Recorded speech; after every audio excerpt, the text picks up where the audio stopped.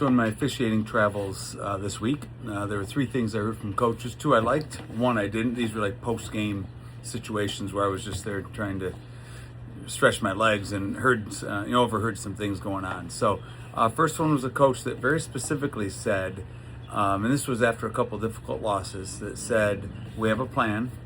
This is a long process, but I can tell you one thing, and that is you need to listen to us and look to us as coaches and not look up in the stands at your parents or listen to the noise from up in the stands, which was happening quite a bit during that game.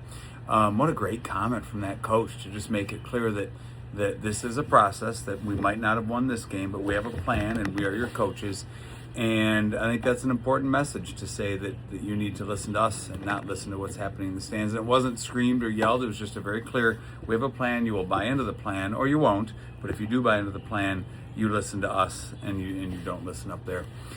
Second thing I loved was a coach that was really tearing into his team after the camp. And I don't even know how they did at the camp, but I was exiting my officiating camp in a Grand Rapids school, and the coach was really getting into his guys about not taking hard coaching. And I paused long enough to listen to what he had to say, and he was getting after him, but it was clean. There was no swearing going on. He was just saying, listen, if you are not willing to take hard coaching, this is not going to work.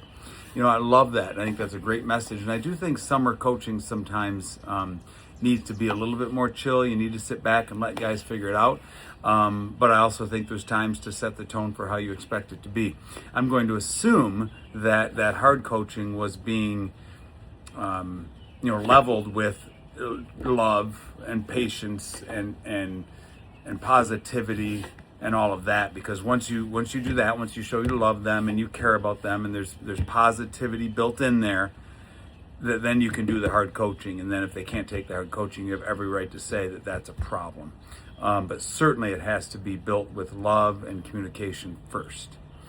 And then the third thing that I really didn't like after a game was just a coach that was F-bombing and using a lot of language, tearing into his kids a little bit after a game, and I don't know. I guess that's just me. I'm old, but I just don't think that's appropriate or necessary. And if you need to do that to get your message across, are you really, building the culture that you want to build? And if there's a culture expectation for behavior and making the right play and making the right choice and doing the right thing in class and all of those kinds of things, that's not modeling that. And that's setting a precedent of this is how this program works, is to use curse words often, and I don't think that's very appropriate. So just three things I saw as I was